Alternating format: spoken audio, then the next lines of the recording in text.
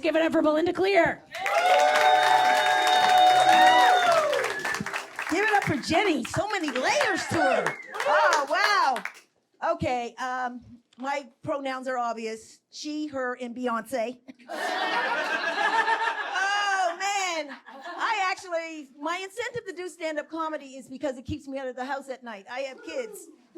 I'm one of them tough love moms. I had to repeat 7th and 8th grade on my own. I feel like he should too. All right, but 7th grade was not my fault. I had straight A's in every subject except for algebra. And it's the same year the Michael Jackson Thriller album came out. Y'all remember that? Yeah, that was iconic. It was a very important album. That stupid algebra teacher on the finals, she was asking stuff about the Pythagorean theorem when she should have been asking how many mama say, mama saw, mama kusas. I really want to be starting something. Yeah, so I have a son, and we get along now, but we went through a difficult phase when he turned 12 and I turned 40 for the first time. He started puberty, I started perimenopause. We both had mood swings, hormones coursing out of control. The only thing we had in common at that time is that we were both growing our very first mustache together.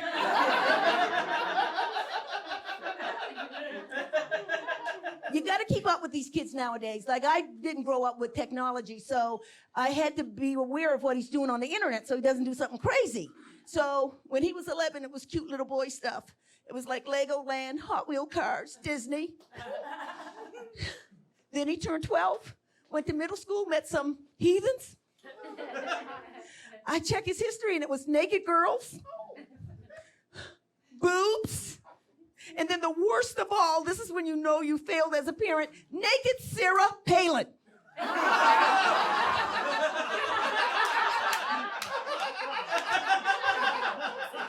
What kind of a freak are you?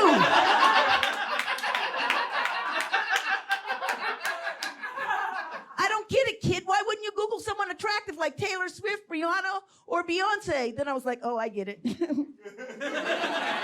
Me and Beyonce almost identical, eh? Oh, man. So today's kids are soft. They have it so easy. Like, they didn't care about, when I was growing up, they didn't care about your self-esteem. My brother Cecil stayed in the 2nd grade until he was 17. The only reason they moved him on was because his kids also started 2nd grade. Yeah, they didn't diagnose learning disabilities or anything like that. I just recently got diagnosed with ADD. But my mother just felt like I was BAD, so she smacked it right onto me. I didn't have Ritalin. But, you know, I wanted to be a new kind of mom, so I didn't want my son to take after my brother Cecil. So I got him diagnosed to make sure, you know, I got him tested to make sure he didn't have a disability, and he didn't.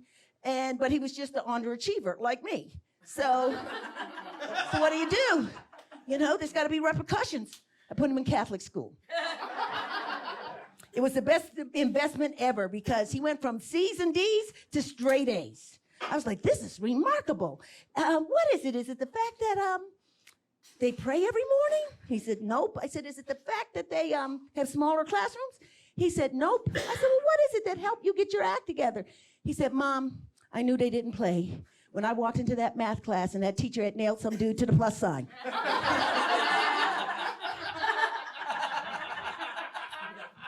Yeah, so I am a retired mental health therapist, and I've watched a lot of you guys over the weekend, and you got a lot. It's a lot to unravel. But it was time for me to retire because my sarcasm, I couldn't contain it anymore. I had a client who jumped from the 9th floor of his apartment building, broke all the bones in his body. And I was like, wow, Tom, are you still suicidal? I went to visit him in the hospital. And he said, I wasn't suicidal. And I was like, well, why did you jump? He said he saw Jesus standing below saying, jump, my child, and I will catch you. And I was like, well, what did Jesus say when you hit the ground? Psych! Turns out it wasn't Jesus, it was Jesus, his neighbor. Yeah, but I used to run mental health support groups in the women's prison, and after I Googled them, I realized these chicks are dangerous. And I always left, like, being a social worker, mental health counselor, it boosts your self-esteem. Because if you thought your life was crappy, you go work with some of them clients. You'll feel amazing. Like, I walked out of that prison thinking, Nancy, I see why you smoke crack. It's been a hard knock life. Anyway, folks, that's my time. Thank you very much.